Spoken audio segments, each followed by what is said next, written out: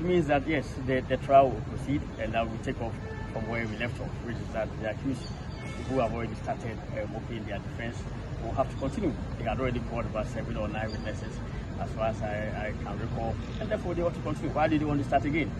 I think that indeed the point must also be made, and I find all manner of lawyers, some of them considerable standing at the bar, making all kinds of comments affecting even the hearing of cases that are going on. Indeed, we are all equal before the law.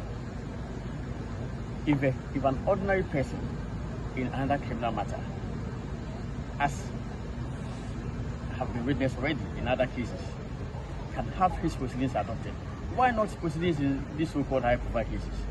I think that the tendency on our part to think that these high-profile cases must be treated specially and differently, and must be even immune from others for day-to-day trial and whatever.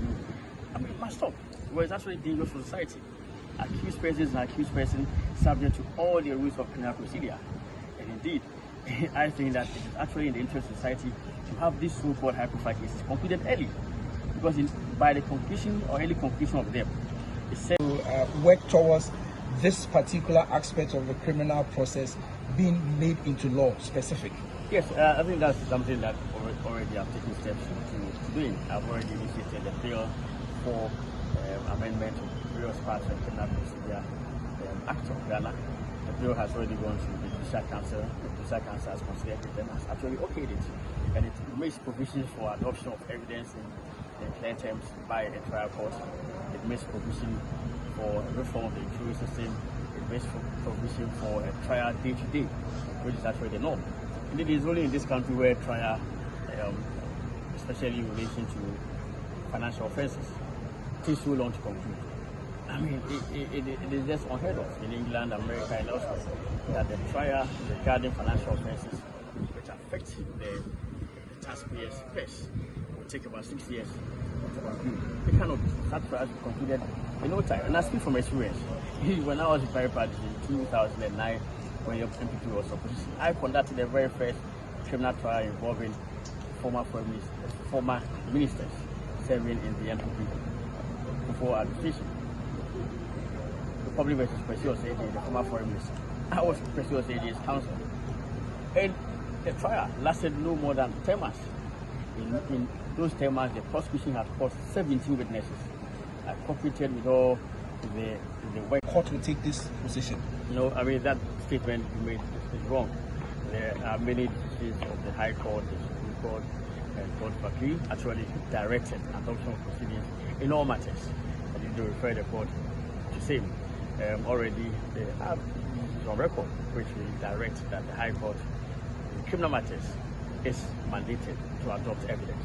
And the decision that you appealed against itself, you made that point that yes, it is actually not unconventional for criminal proceedings to be adopted in a trial. And so it cannot be correct that when it comes to civil matters, there's provision for adoption of evidence, and in criminal matters, there's no such provision. Indeed, the true position of the law is that it is actually up to the trial judge to make that determination. The trial judge makes that determination based on factors that it considers necessary.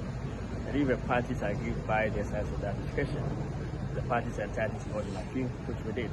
And we felt that the matters that were relied upon by the trial judge were, with all respect to him, quite irrelevant, and therefore the proper thing to do, which is actually the most progressive step in the circumstances, was for the evidence to be adopted and for us to move on. And I think that it is actually a little bit backward, with all respect, for a trial which has advanced to this stage for another to wait that we should start over. It will amount to giving the evidence twice. Well, I think the position is quite clear that the High Court was wrong in taking into account what the court described as relevant factors and coming to a determination that the trial to start again. And so the court has given a ruling which is binding on the High Court for the proceedings to be adopted for us to move on with the trial. So in this particular Opuni case, what we do know is that we are told usually when it comes to criminal trials, when such issues happen, the judge has to start afresh.